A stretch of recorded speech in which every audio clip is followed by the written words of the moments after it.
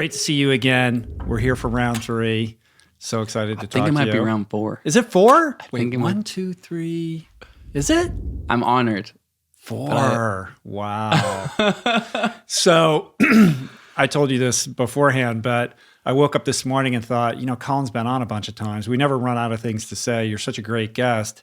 It's going to be awesome no matter what, but you're always so quick to talk about Jenna and what an integral, amazing part she plays in this whole thing as your partner, in every aspect of what you do. And I thought, well, let's hear from her directly.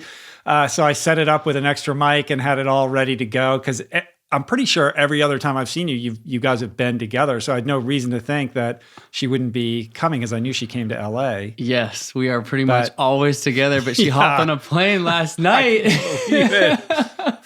to go get our dog and bring him back to Jackson Hole. So now I feel bad that I didn't think of this a couple days ago. Yes, I'm bummed because I think hearing from Jenna is the most important. Well, Jenna, I always have a chair for you here. And we'll see how this goes today. If it goes well, then, or maybe I'll just bring Jenna back without you. Yeah, I think that would be. I'm done with you, dude. We've talked enough. A good conversation, and if this goes well, we'll just delete it and we'll just come back. I did hit play today, though. As far as I can tell, right now it's recording, so that's good. Congrats, man! So many things to congratulate you on. The book, the 12-year anniversary of surviving the burns, which you just passed that date a couple days ago, right? Same as the book pub book date. came out this past week, and also the Drake Crossing, which we're going to talk about as well. Yes. So that's a lot, man. It's been a busy period of time, but it was coincidental that as you know, books published on Tuesdays. That's a thing. Apparently, I don't know why that's the rule, but that's the way it works. I didn't know that. It's my first book, but it turns out all books are published on Tuesdays, and January 14th happened to be a Tuesday this year, which coincided with the 12-year anniversary of my burn accident. Was that coincidental, or when you looked at dates, did you work that out with? It was actually completely coincidental. Wow. We actually originally the pub date was February 4th, which is the day after the Democratic primary in the Iowa caucuses. So thought that might not be the best date. So we moved it to January 28th. But then when I was in the middle of the row, kind of momentum was building towards the finish line of that. And the publisher decided to move it up to the 14th. And Jenna said, okay, we could do that. Just so you know, it's a really, special day in Colin's life. So it was actually completely coincidental. But as one of my more tragic moments of my life, probably the most tragic on January 14th, it's nice to have a beautiful rebirth of creativity and art to put into the world on that day. So nice to have that memory going forward. Right. So a year ago around this time, I bumped into you in a hotel lobby. You had just gotten back from your solo expedition across Antarctica, and you were doing a little press around it. You hadn't even gone home yet. And now, 1 year later, you've got another crazy adventure under your belt and a book to celebrate it. And I look at the Drake Crossing and I'm like, that's the greatest book marketing trick of all time. Right? Not only do I have a book coming out, I actually have something amazing that I can tell all these media people. So there you are, back on the Today Show, back on, Jimmy Fallon doing the rounds, the whole thing. You just came from New York. Yes, it's been certainly humbling, the interest and excitement in all of this, and just really grateful to be able to have this book out in the world. And I'm sure we'll get into it, but the book's called The Impossible First. But really, my biggest return on investment for this book, and I've been saying this, but I really mean it, which is I'm grateful to people that want to hear my story about my life. And as you mentioned, it's really not just about mine; it's about Jenna's. It's about overcoming obstacles, it's hardships, it's how we built this, it's our heart, it's our creativity, it's all of this. But the biggest thing I want is when people set down this book, The Impossible First, it's not to call me up and be like, wow, Colin, that was so amazing across Antarctica. I want people to set this book down and go, wow, you did something that people said was impossible. Now I can go do that and take that into my own life. So that's the goal, man. That's the beauty. That's the poetry and the whole thing. How was the writing process for you? Man, people think, you've set these world records. You walked across Antarctica solo. You now rowed a boat across Drake Passage. But I would say writing a book may have been the hardest thing I've ever done, or certainly up there. It really challenged me to, flex a different muscle in the mind, the creative process. And also, I've been journaling since I was a kid. So I've been journaling, back into my early teenage years, maybe even before that. So I have all these journals and video recordings, audio recordings of my life. And so it was cool. and cathartic to go back through that, but it also kind of brings up different things when you're writing. You know, like I said, it's not just a memoir of this, 54 days of crossing Antarctica, but as I'm in Antarctica and I'm having all these vivid memories in my mind, I kind of flash back to all these, important moments through my life. And so to sift through that and to, decide on which ones to share and how to bring those to life and, maybe have deeper conversations with my family and other people that experience those moments of, my parents' divorce and different things in my life. Ultimately, I'm really proud of how it came out, but it was a challenging process and a beautiful one. Yeah. I mean, that's what you get from most people that write a book. I mean, David Goggins said the same thing. I mean, it certainly was my experience writing a book. It's a lot harder, I think, than people think. Yeah. And we share another thing in common, which is that we had the same editor. Yes, we did. Shout out to Rick Horgan. Rick Horgan. What a guy. I know. What a guy. And I say, Rich, I'm grateful. Rich's name is on the back of my book. I know. Where's the book? Hey, one of you guys go grab it's in the container. I thought I had it sitting here. Will one of you guys go grab it so we have it sitting out here? That's the most important thing. My blurb on the back cover. The most important thing is that Rich Roll's name is actually on my book. Yeah. But no, shout out to Rick Horgan. We both worked with the same editor that you worked with many years ago. Complete coincidence that's the case. Yeah. But what a guy. He did a great job on my book. He certainly made it a lot better, and he devoted a lot of time to it. I think he's a really great editor. Super talented. To roll up the sleeves and kind of get in there and kind of live that side by side. I'm grateful to have him, and amazing that we both had him work on both of our books. Yeah. And how's it doing? I mean, it came out Tuesday. It's killing it on Amazon. I checked the numbers. Yeah. I'm sure you have. Here's the thing about you. Straight up, dude. You're like super friendly, jovial guy, conversational, charismatic, but you're a stone cold killer. You are, man. There is no way that you do what you do without having like the eyes on the prize, man. I appreciate. I'm gonna take that. I'm gonna choose to take that as a compliment. That was what I wanted Jenna here to talk about. I was like, come on, tell me what it's like when back at home when no one's looking and you're plotting. It's like this dude is competitive. Well, I mean, yes, I guess I'm going to choose to take that as a compliment. There is the book writing process is interesting in that, there's times, and as you know, kind of, I do think that I orient towards the positive and towards the positivity in that. And as we dive into the roll up the sleeves in the book, I'm working with my publisher, Rick, and the whole Scribner team over there. It's helping me with the editing process and, choosing the photos that we choose and all this kind of stuff.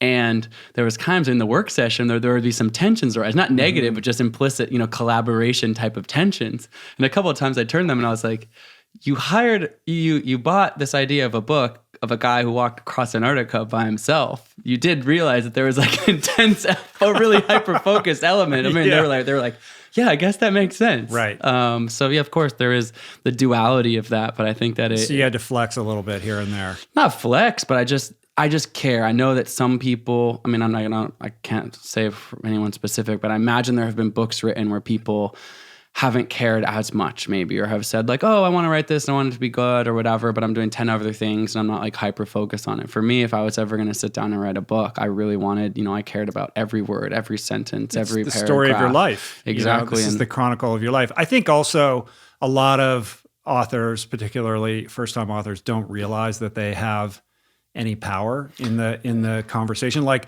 well, these are the publishers. They know. They say you should do this, so I guess that's what you're supposed to do. And they end up with a weird cover, or, something that doesn't work, or because they didn't feel like they could actually assert themselves and be part of that conversation. Of course, the publisher is going to have final approval over all of this stuff, but I found that if you pick your battles and you're strong about the things that are most important, that you can have a say. You should have a say. And I think that the thing to me ultimately that I'm most proud of about this book. Here's what you need to see right there. There it is. Rich Roll's name on the back cover of the hardcover. Forget about this part. Yeah, it's just right there on the back. No, but the thing that I think was the most important to me in this creative process, that might have been initially at odds with the publisher, but I think ultimately everyone is very pleased, including Rick and the whole team are really pleased with the outcome, was on the surface, it was like, wow, you crossed Antarctica solo. There is a genre of books that are about edge of your seat adventure memoirs. And by the way, I love that genre. I'm very well read in that genre. I read voraciously, and like I've read them all. I love that like category. The Krakauer kind of 100%, vibe. or endurance. About the Shackleton book. I mean, there's so many in that category that, again, I love. Touching the Void, or these books that chronicle like an epic, intense like thing. And my book, The Impossible First, of course, is about that. It uses Antarctica as this, sort of through line of the entire chronology of the book. But to me, that is not the book that I wanted to write. The book that I wanted to write in the last chapter of the book is titled Infinite Love, which might not be what someone might expect out of a book about, a male guy doing this hard thing alone in Antarctica. And so there is these gritty elements and the vulnerability of the intense things that I went to, but it's woven through with, relationships. There's a lot of people who have read this book who, female audience, single mother from wherever saying like, hey, I don't really read this genre, but this touched me because of these universal elements of love or compassion, or there's a whole piece on entrepreneurship and how we actually built behind the scenes this.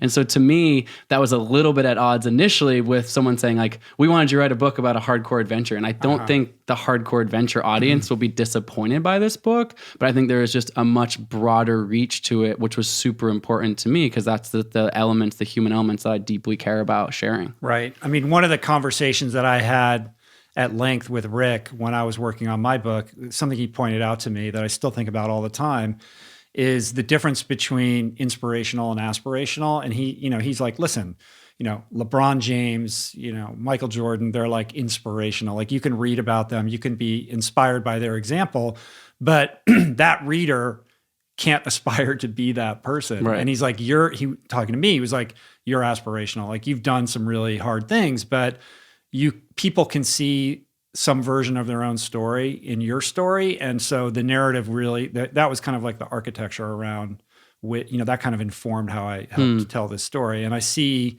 like what you've done is much crazier and more difficult and all these world records and all of that. But there is, with kind of overcoming the obstacles and the burn, like all the things that you've gone through in your life, there is a thread of that, I think, that makes you relatable to an average person. So they're not going to go across Antarctica, but I think in reading this, and you did a phenomenal job, you can see, aspects of your own self and your shortcomings and your victories in the way that you tell the story. And I think that's the launch pad from which people can find their own, inspiration to 100% achieve things in their own life. 100%. And like I said, it's you started off with mentioning Jenna. I always say it's a shame that my name is the name on the front cover of this book because it's not just my story. It's my story. It's Jenna's story. It's a story of my family. It's the ups and downs of divorce in our family, but ultimately this amicable, crazy Ohana loving family. But from the outside, potentially broken look into that. And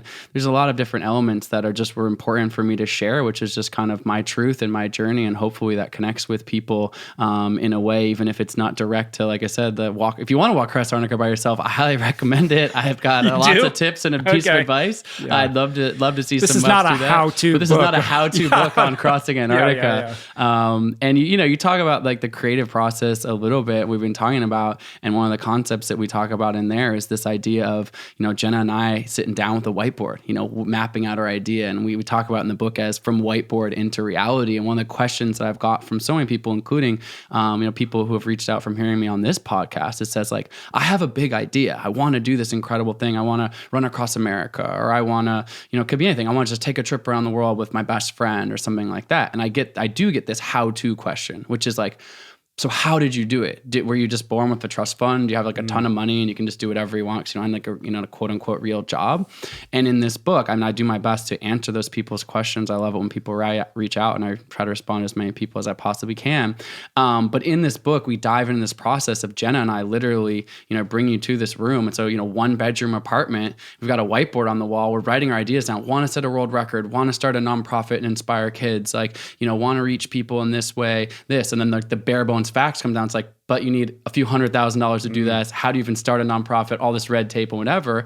And the book also brings you through pieces of that journey of us, taking our idea from the whiteboard and the struggles and the challenges and the 1,000 doors that slammed in our face of people saying, you're not going to do this, and our interior dialogue of us doubting ourselves, and ultimately being able to come together with her and I in this sort of just perseverance through not just the Antarctica crossing itself, but the perseverance of actually taking an idea into action. And that's the piece that I do think, as many as others, but certainly one of the pieces that I think connects widely, in that I don't care who you are, you're listening to this, I know you have a big idea inside of you. I know you have your own impossible first, something you want to achieve, something that's out there, but maybe in the back of your mind, you're thinking, oh, I don't know, maybe I'm not the right person for it. And if I listened to the first 999 people that told me that too, we wouldn't be sitting here having this conversation. Yeah. And the book kind of brings through that process. And like I said, hopefully someone sets the book down and goes, you know what, I'm going to actually go after that impossible first now, because I believe I can do it. But doing it through storytelling, not through, here's the 10 steps. No, this is not a It's like this is how we did it. Let me walk you through like the nonlinear, inelegant, 2 steps forward, 5 steps backwards. No, the book is not way that it unfolded. It's not a how-to prescriptive book. Yeah. It is a memoir written in prose and storytelling the entire time, but can read between the lines of just our story, and hopefully people take inspiration from it. Like I said, it was a humbling process to be asked to write a book, and I'm grateful to be able to share it with the world, and hopefully it is well received. And now it's in the world. It's in the world, just like that. I was watching the Today Show, and a clip that you shared after doing your interview, you're outside and you're signing books and you're kind of like shaking hands with the people, the people that kind of congregate outside the show. And I was like, wow, that's so crazy. Like I was just thinking, it was only a year ago when I ran into you in New York and you were taking meetings on the book. Like it wasn't that long ago. And like, look what you've done in a year. It was a surreal to make process. That happen. It's crazy, man. I know you're interviewing me, but I actually would like to interview you for a second. No, this is about you, dude. No. When we were, you said, Rich and I, we've been friends for several years now. But we coincidentally, you were in New York City. I was in New York City when I got back from Antarctica. Right. And you had texted me and you said, hey, congratulations, see you in New York. You're probably slammed, but where are you? And we texted each other and we realized we're actually in the same hotel room on like 2 different floors. Yeah. We run into each other in an elevator coming down. But then what was amazing is a group of my friends had asked to kind of come together and kind of hear the story after the press, the media. It was not like a press event. It was just like my friends in a townhouse apartment, kind of a fireside chat, totally Q&A before I had done a bunch of interviews or been asked about the story a million times. And you came that night. And that was, first of all, it was just really special to me that you came and sat there with my group of close friends. And I was just, it's one thing to talk to a room full of strangers, which I do a lot in my public speaking, but there's something about the intimacy of the actual people in your close community who you have deep connections with, asking questions. For me, there's an added level of vulnerability to that. And a question I guess I have for you, since I'm interviewing you now for 10 minutes, 5 minutes. You are. Yeah. I'm only permitting this so far.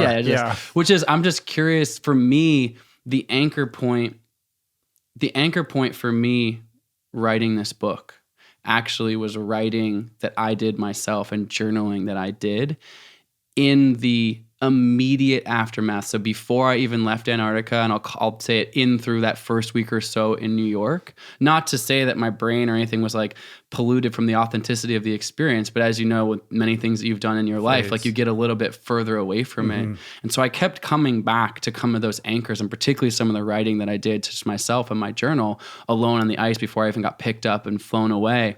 But I reflect on that moment, that room that you happen to actually be sitting in, as one of the, I guess, really pure moments of that entire experience for me, to be able to sit there and share in the way I did. And not that I don't think it's pure now, but there was just something about, I guess I still hadn't slept in my own bed at that moment. It was a wild moment. I have a vivid memory of that evening, and a couple things. First of all, it was literally right after you completed this. Yeah. So been alone in Antarctica for how long, and now I'm in New York City. And exactly. I'm You went deer in the headlights. Straight to New York City. You hadn't even gone home yet. You still had all your gear. So I show up at this townhouse, and I think these were people that you had gone to Israel with. There was some kind of on the reality community in Israel and a couple other things. Yeah. And so it was a small group of people gathered around you, and you began to share your story. And my recollection of that was that I was so impressed with how much command you had over the story already. Like it had just happened, but you rifled off, you were telling these stories and you were kind of relating the experience, but you had such a command over what was important about it to convey with everybody else. And I've seen you give your keynote that you go around and do frequently now in the wake of that. And it's not that different than what you delivered on that night. It's pretty much the same thing. Yeah. So I just remember thinking like, wow, he already has a grip on like how to tell this. Not only just do it, like he already knows how to tell the story. Like sometimes it takes a while for you to figure out like, okay, well, what is it about this that people are interested in? And you kind of have to play around with it in front of a live audience to figure out what those important things are. And the more you tell it, the more it starts to inform you about what's interesting and what's not interesting. So I have the piece of writing that I was referring to. I'll go a little bit deeper there because I think it's actually pretty interesting. 10 years ago, it's not something I'm sure I've ever talked about this publicly, but 10 years ago, a buddy of mine named Kip, 2008, I was living in Chicago at the time. He wrote a handwritten letter to 7 guys from his life. He was, at the time, I was in my early 20s, and he was about 10 years older than me, so he's in his early 30s, around the same age that I am, 34 now. He might have been a little younger than I am, 31, 32 probably. And he writes a letter to 7 of his friends, a handwritten letter, and he says, hey, each of you don't all know each other, but each of you are a really close person from my life of a different phase of my life. It was like a college roommate. It was like the guy he sat next to at his first job.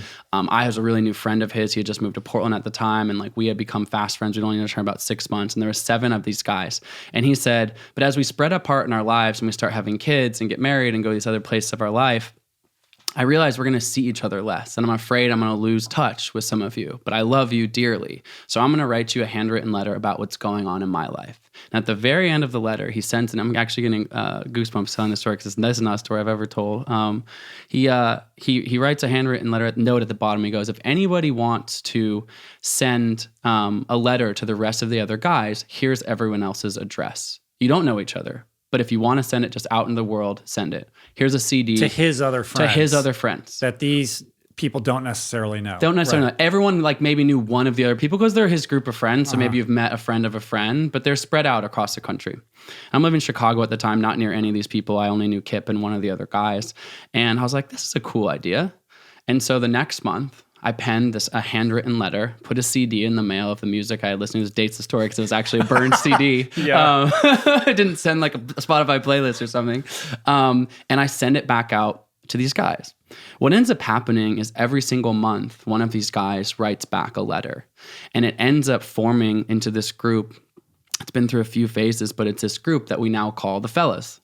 And what happened is we added a few other people over time, and it's a locked-in group. But I honestly highly recommend anyone doing this because it's been one of the most meaningful things in my life. And I'll bring this back to why I'm telling this story. It's such a random tangent.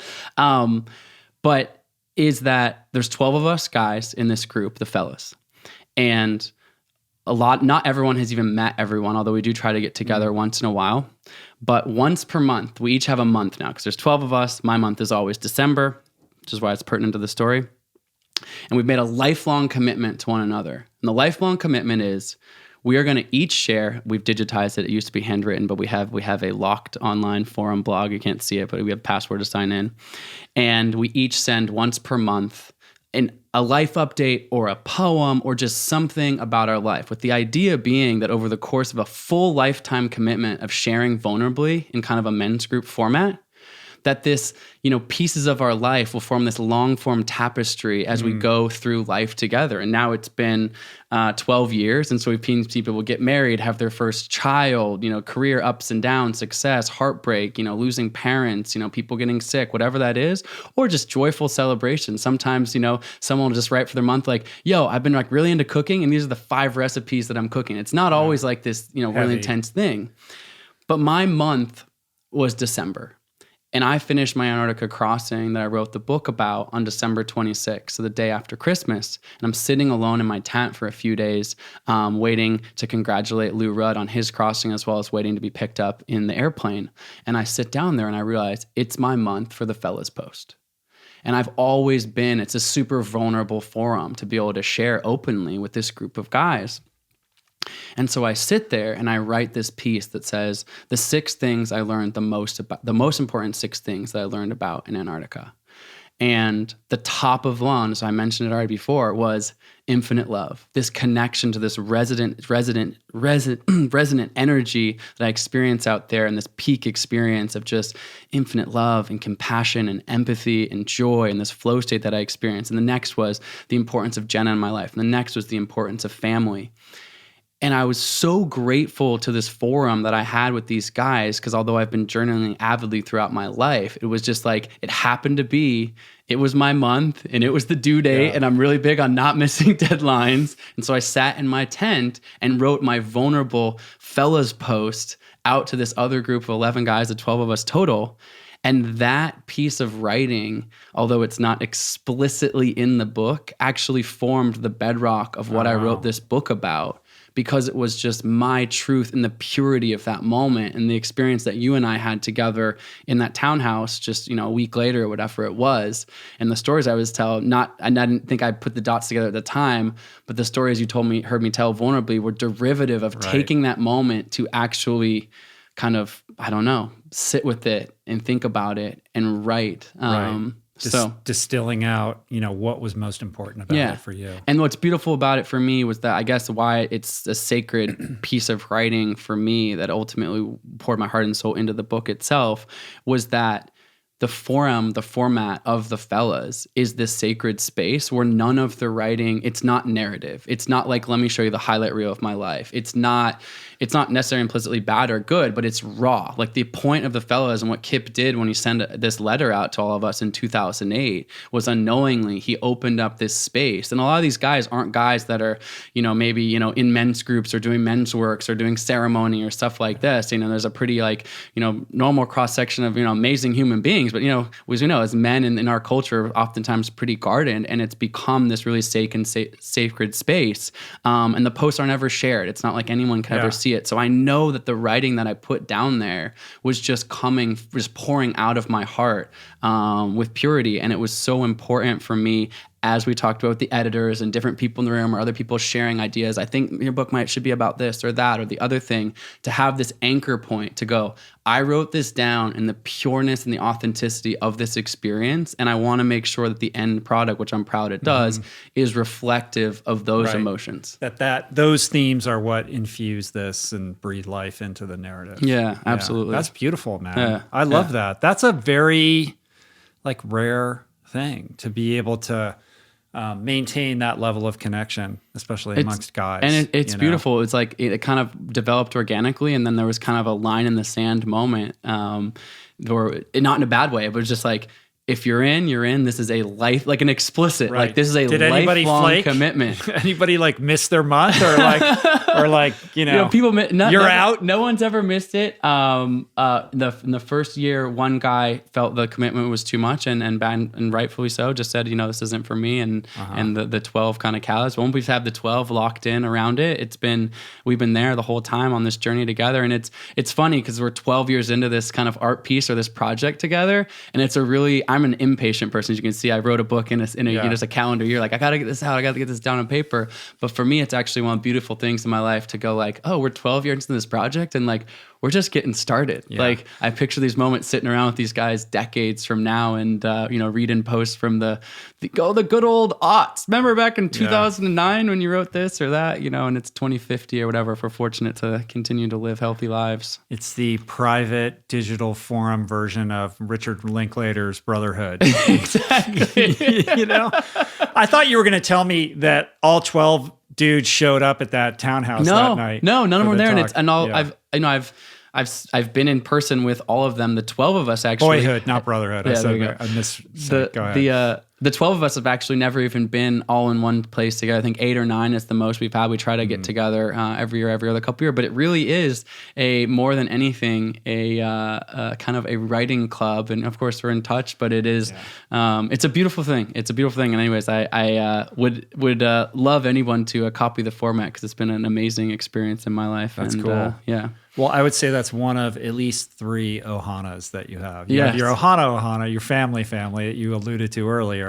I would consider that a certain kind of ohana. Yeah. And then we have this other ohana that likes to be rowed across stormy waters, right? Yes. So how does this whole Drake Passage? Let's break this down. Yeah, like, let's how get does this whole thing come together? Yeah. So the project that I just completed Christmas Day of this past year, so a few weeks ago, really, not even a month ago. It's just coincident that the possible first solo crossing was finished on December 26th, and then this Drake Row happened 364 days later. We finished on that. But the objective was as a team to see if we could be the first team to row a boat across Drake Passage. So that's from the southern tip of South America, starting at Cape Horn in a tiny little rowboat. So no motor, no sail, nothing. A 29-foot rowboat, about 29 feet long, Not about 4.5 tiny. feet wide. I mean, for six for dudes. a rowboat, it's pretty big. Okay. Because you think of a rowboat, like a dude in a lake. Okay, yes. Fair enough. For a rowboat, it's like big. For a normal professional boat, rowboat. Yeah, I know. It's not like very small. It's not like a seafaring vessel. No. Yeah. You look at that and you're like, I don't want to see 40-foot swells in that Yeah. thing. And let me tell you, I did see 40-foot swells in that, and it was pretty freaking scary. But that was the objectives, and then to row that boat all the way to the Antarctic Peninsula, which is across Drake Passage, roughly 600-700 miles. And Drake Passage is known as kind of the most ferocious waterway in the world because it's the convergence of the Atlantic, the Pacific, and the Southern Ocean all kind of get funneled together through this Drake Passage. And as you get close to Antarctica, you're looking at icebergs, you're looking at huge swells, freezing cold water. The water is 1 degree Celsius or 33 Fahrenheit. I mean, it's literally close to as freezing as you can get. And the goal kind of came together. So the project itself had been kind of a little bit in the dreaming for a long time by this guy named Fionn Paul, who is pretty. He was like your captain. Yeah, so he's it's worthy of noting that I have never rowed a boat anywhere in my life. Well, let me just interject one thing here. Like when you were back in Portland, like training with your trainer, what's the guy's name again? Mike McCassell. You're doing these crazy exercises and you kind of put it out on social media. Like, guess what? I'm getting ready for a big expedition. I'm going to let you know in T-5 days or whatever. Yeah. And you'd be doing and you're like, what do you think it is? And you're getting all these people are saying crazy Funniest stuff. Answer. But I was like, there's a lot of core going on here. There seems to be like a lot of lat work. I'm like, this definitely involves some kind of water, like cold water. Yes. I think I said you were going to windsurf, in the Arctic Circle or something. Yeah. I was pretty close. Yeah, you were pretty close. People were guessing water. People guessing this. One of the funniest guesses. So I said, I'm going to give someone an emoji trophy on the comments of who gets the funniest one. And one kid said, you're going to try to eat at every single Waffle House in the course of a month, which for those of you on the West Coast maybe don't know, but it's the diner chain on the Southeast. If you've been to the Southeast ever, you've seen Waffle House. And the funniest thing, I posted that on social. I was like, winner, that's the most hilarious one. Maybe I should take that into consideration, just kind of joking around. A day later, my phone rings, random phone number, answer the phone. CEO Hello, this is the House. CEO of Waffle House. We have 1,000 or 1,100 different restaurants. Are you interested in actually trying to eat all of them? I was like, maybe the next expedition. Yeah. I'm focused on this rowing project right now. So it's hilarious. But why this? Like, why did you have your sights set on this? So a couple of reasons. One was I've always been fascinated by the ocean. You and I both share the love of the water. We're both collegiate swimmers. And my dad has been living in Hawaii for 20 years or so. So I spent a lot of time in the open water coastally, but I've never been in the wide open ocean. Never. I've never been on a sailboat in the open ocean, certainly never been on a rowboat. And so I've always just kind of been fascinated by exploring that part of the world, which I haven't explored before. And then also there was, sea level. This is interesting. Yeah, this is I'm different. not used to I can, this. Breathe. And then the other piece of it that was kind of interesting for me was, I had this kind of curiosity or this thesis of saying, I have built up these skills, if you call them this, swimming and then swimming into triathlon and took triathlon into mountaineering and mountaineering into polar travel, which are all somewhat different from each other, but there's somewhat of a through line. Certainly cold places or, Everest and crossing Antarctica are a lot closer together than crossing Antarctica is to rowing a boat across an ocean.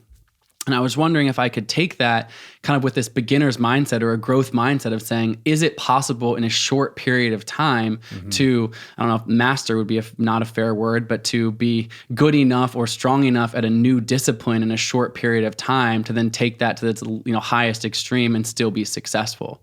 And then also, most of my other projects, clearly the solo Antarctica project is this, although like I said, it's really a huge team, including Jenna and others around me to make these things possible. The athletic feat itself has always been a solo experience, as with swimming. It's, you're swimming, triathlon, same thing. Yeah, it's been a pretty individual path for me. You swam on Stanford. It's like there's, the Stanford swim team. At the end of the day, like you're lining up swimming the 200 butterfly. Like it's you in the lane, like swimming the race, And so for me, it was interesting to say like, oh, I wonder what it'd be like to do a true team project. Like that is also flexing and exercising a different muscle for me in the athletic space.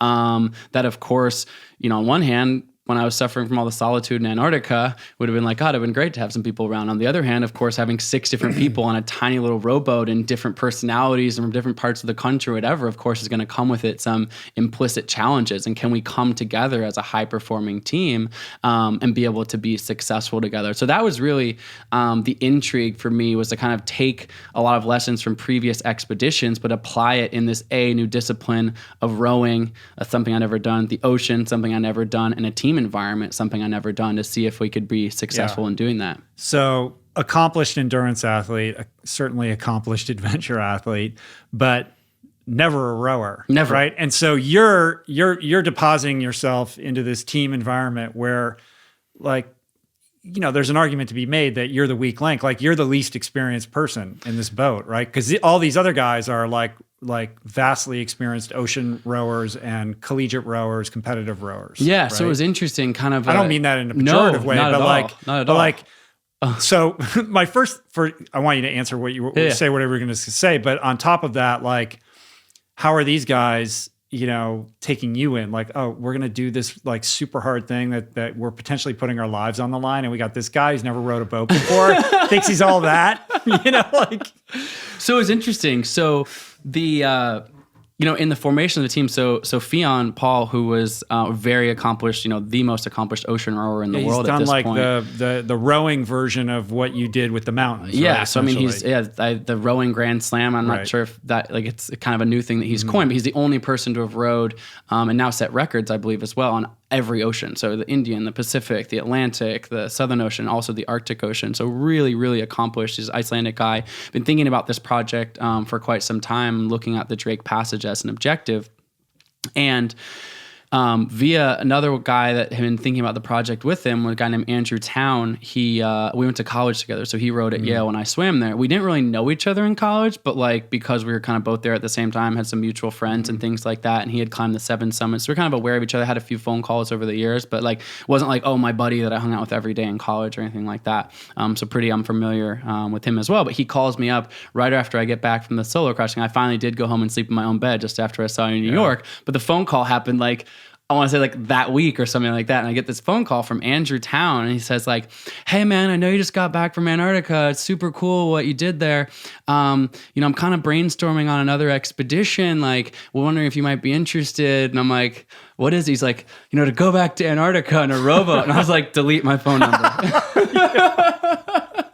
I was like, I'm good. I'm not going back to Antarctica. But then, of course, I got into thinking and talking to them about it and kind of what plans they had made and what was it going to take to get there. And what we quickly realized, of course, my interests were piqued as I thought about it a little bit more. But also what they had kind of come to me with is like a really interesting idea for a project. But these projects and what Jenna and I, and certainly I would say what Jenna is exceptional at, and the couple other people that work with us now, a guy named Blake Brinker, who's extraordinary at this kind of stuff as well, is problem solving these expeditions.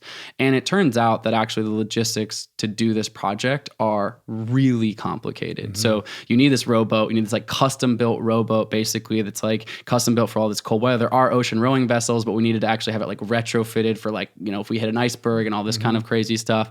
The only boat we could find is in the UK. That boat needs to be like imported to southern Chile via the Panama Canal. But to be able to go to Antarctica in a rowboat, you can't just like rock up to Antarctica in a rowboat, because Antarctica, for good reasons, and I hope it is always this way, is one of the most environmentally protected, if not the most environmentally protected place on the planet.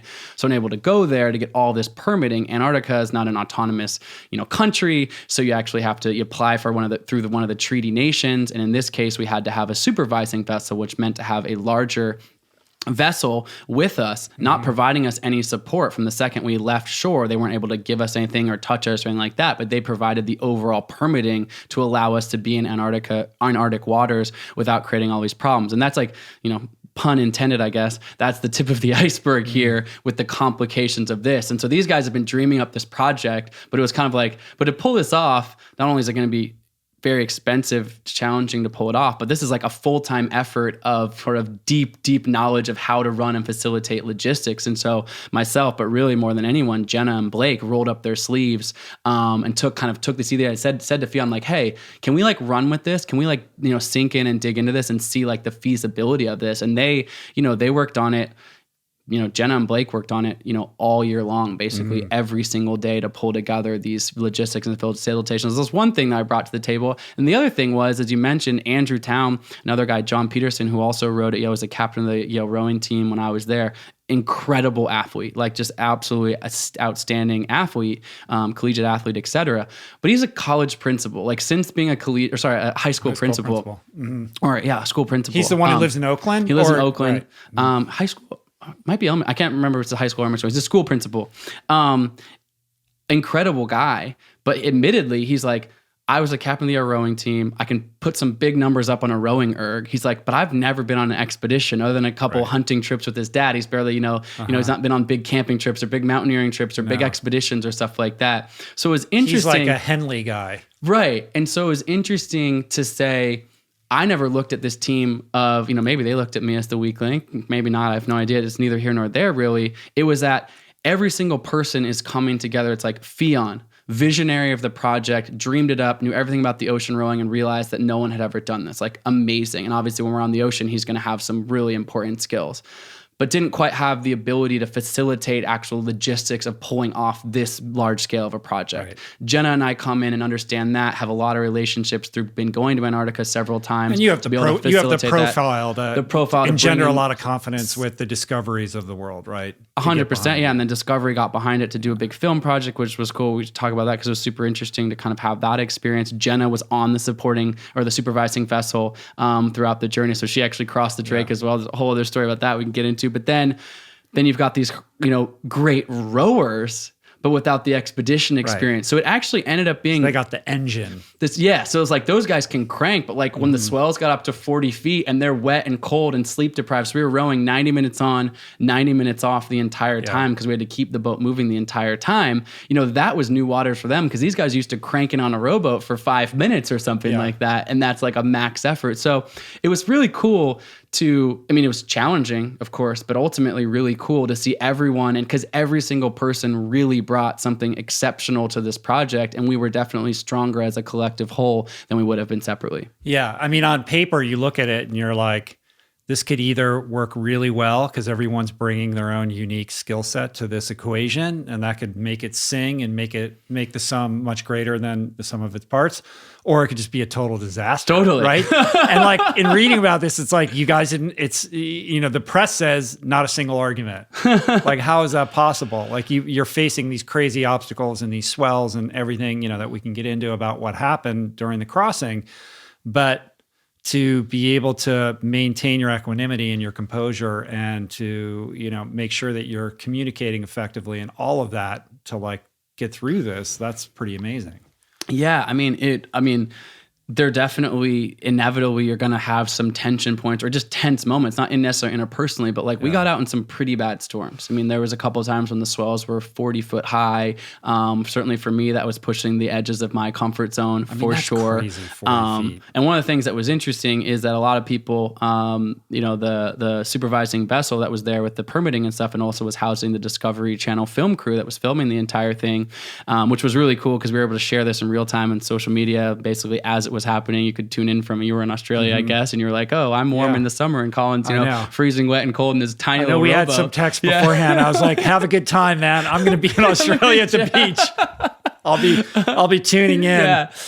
So it's cool to be able to share that in real time. But what we quickly realized is with, some people, I kind of imagined it, and I can maybe in the back of my mind even imagine it this way. It's like, oh, there's this other boat there, so if we capsize or flip over, they can just like come easily scoop us out of the water, and like, that's my thought. That was my thought. Like, it must give you could, like, if you get into real trouble, like, you got the boat right so there. There's two sides of that same coin. One is these guys on this boat. That boat was our boat. The rowboat was called Ohana, which is the word that's been really special throughout my life, and not my own word, obviously, a Hawaiian word to mean family. And that was the essence of this project, was the family, the six of us coming together.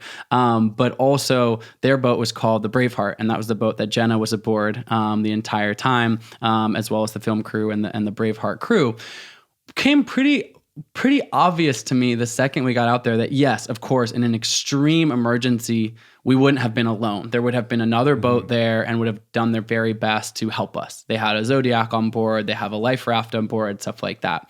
They never touched us. They never offered us any support. And so we did be able to complete it without taking any support from them throughout the entire time. But worst case scenario, they would have been there. However, when I started looking at the mechanics, when I'm in this rowboat and there's this huge boat next to me, I'm going like, if that boat gets anywhere near us, it's way more of a disaster than it is a help. Like 40-foot swell, it's not like you can just like cruise up next to each other and be like, hey guys, come aboard. Like they're going to just get, capsize you even more. And so there was like yes, ultimately, was it safer because they were there? I'm sure it was, but there wasn't like this easy exit strategy. They're like, we might try to like throw you something and then we'll be here and we can call in the Coast Guard, whatever that is. And so it was certainly a benefit. I'm not trying to pretend like that wasn't an extra safety valve, but it wasn't as simple as like, we have a crane and we can just pull your boat out if something happens in a massive storm. It was like, you guys are going to be in this storm and things are going to get crazy. The boat itself our boat was built to self-right. And so really our first line of defense was get inside the cabins, which we pretty much couldn't fit inside. Really only 5 out of the 6 of us could get inside. We're like all spooning each other. Some funny video clips of us like basically lying on top of each other,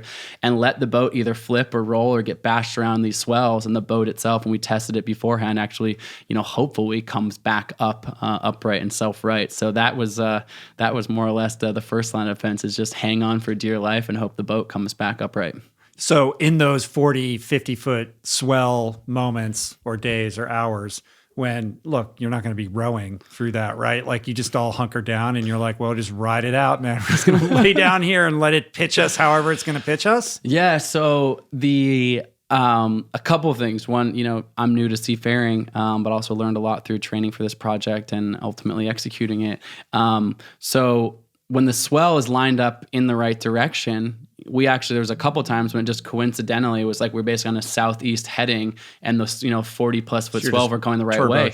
We could go with it, and it was like wild. It was like riding like the wildest roller coaster of all time. I felt like going down Splash Mountain or something, like when you're a kid, you're like flying like this little like luge, and you can feel the wave, just like you're basically essentially surfing these waves and coming up over these swells. And some of the shots that the Discovery took from the other boat, you would like see us up on the crest of the wave, and then 29 foot's not huge, but you see a full 29-foot sailboat or rowboat completely disappear in the ocean, can't see it at all, and then it would come back out and the full thing would disappear, and you're like, wow, it gives you perspective on how big these swells were. So that was it. Then one of the reasons this crossing is as challenging as it is in a rowboat, compared to, say, crossing the Atlantic or something like that, would be that, not to say crossing the Atlantic is easy, but if you cross the Atlantic from the east to west, my understanding is the swell and the predominant winds, or the trade winds, go usually east to west across that. Whereas in the Drake Passage, the wind shifts pretty much every single day in every single different direction. So there were several times when the waves would either be side to our boat, which could easily roll us if we were broached to the waves, or completely against us. And in those instances, way, way, way too unsafe to row at all. And our only choice was to basically throw this thing off our boat called a sea anchor. For those that don't know what that is, because I didn't know what it is before I started rowing a boat, was basically a big parachute that fills with seawater, but it holds you directionally into the swell. So it would basically point the bow of the boat into the swell, and kind of we couldn't row at all, but we would get inside these tiny little cabins and hunker down. Now, there was 3 seats for a couple times. Yeah, so there was 3 seats for rowing. and there was 3 of us not rowing at any given time. So 6 of us, but alternating 90 minutes on, 90 minutes off. The cabins were tiny, 2 people in one cabin, the bow cabin, and then Fionn and I were alternating in the stern cabin because that had all the navigation and the radio and stuff like that. So him and I were the people on that, kind of the, him as the captain and me as the first mate, kind of operating those controls on our, alternating shifts. And that cabin was tiny for one person. Now, when Fionn and I had to get in there, picture this super strapping Icelandic dude, 6'2", 6'3". I don't know. He's tall. He's got, his really wide shoulders. You're like, that's a guy I want to help row a boat. You're like, that's amazing. You're like, that is not the guy that I want to cuddle up with next to in a space like the size of, it's like 2 foot tall and 4 foot long. And we're both in the fetal position, curled up next to each other. And it's not like we get in there, we're look for the weather report. When's the weather going to turn? Check back in 22 hours. And the boat's just wham, wham, wham, just bashing around, smashing around. And Fionn and I just jammed in this wedge in this little cabin, just hanging on for dear life, literally cuddling each other, big spoon, little spoon, the whole deal. It was quite an adventure. I'm getting claustrophobic and seasick thinking about it. And I want to get into the sleep stuff and the how do you poop and all that kind of stuff that everyone wants to know about. But one thing I want to point out, and I actually didn't realize this until this morning when I was kind of looking into your expedition a little bit more in depth. The day before you guys push off, a Chilean C-130 disappears with 38 people on it. Yeah. I did not know that. Yeah, it was a really eerie and obviously ultimately going across super the Drake tragic. Passage. Yeah, so we were staging our expedition in the town of Punta Arenas, Chile. We flew down there early with, we got our rowboat through customs there and we were doing, packing the boat. And so we all arrived at Punta Arenas, Chile, which is the same town that I actually left for to go to Antarctica the 2 other times I've been there for the solo crossing and the Explorers Grand Slam projects. So we staged out there partially because Jen and I have some relationships down there that could help facilitate that built up from the years. So it made sense. And also it's either that or Ushuaia, Argentina would be the kind of 2 ports that you could imagine staging this from to get down to Cape Horn. So we staged out of Punta Arenas, and the day that we're leaving on the Braveheart, so Braveheart takes us from Punta Arenas and actually takes us to Cape Horn, the actual starting point for the rowboat. We're all aboard the Braveheart. We find out about that day that we're leaving that a plane crashed in the middle of Drake Passage, a C-130, as you mentioned, and that plane actually had left from Punta Arenas. So a plane took off basically where we are, flying towards Antarctica. It was a Chilean military plane and crashed in the middle of Drake Passage, and ultimately 38 people lost their lives, which is, terribly sad, terribly tragic. And then an interesting kind of chain of events unfolded from there for us, which is, after a year of Blake and Jenna filling out all this permitting, all this requirements, dotting the I's, crossing every T, super complicated process to get us to this point. We're driving south on the Braveheart towards Cape Horn, and a Chilean military boat pulls up right beside us and, contacts our captain, asks us to pull over, and they board the ship. And they ask us, what we're doing, what are we doing there? What's this rowboat thing that you have attached to your outside of your boat? What the heck is going on? And, we talk to them and they ultimately are like, you do know about this plane that just crashed, right? And we're like, yeah, we're aware of that. They're like, we're not sure that we can let this project go. We're going to not detain you in a bad way. We're like, we need to divert you to our military base. So that was step one. Then 8 hours kind of out of our way to go to this town called Puerto Williams, where we had, there's a larger military outpost there of the Chilean military. And then our captain had to get off the boat and meet with the Chilean military. And they're like, look, all of our search and rescue is diverted towards, doing a grid-like formation to find any remnants of the plane or survivors or any of this in the middle of Drake Passage. You can understand from our point of view why we wouldn't want someone else to launch seemingly kind of dangerous expedition while this their is resources happening. Are dispersed. 100%. They wouldn't be able to help you. And candidly, obviously, as disappointed as I felt wow, we planned all of this stuff and now it looks like we're not going to be able to go. If I'm sitting in the same shoes as the Chilean, military guy, I'm looking at this and thinking the same thing. I'm thinking we can't, why would we, allow this to go forward? Yeah, and then the potential for 2 gigantic disasters that happen back to back. Just right on top of each other.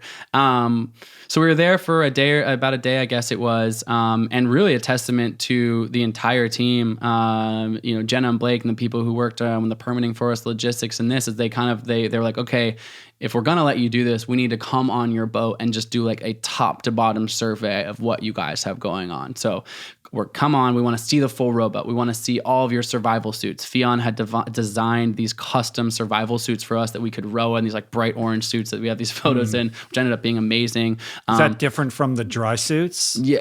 There's special dry suits too. Right? Yeah. So this is the same thing that I'm talking about.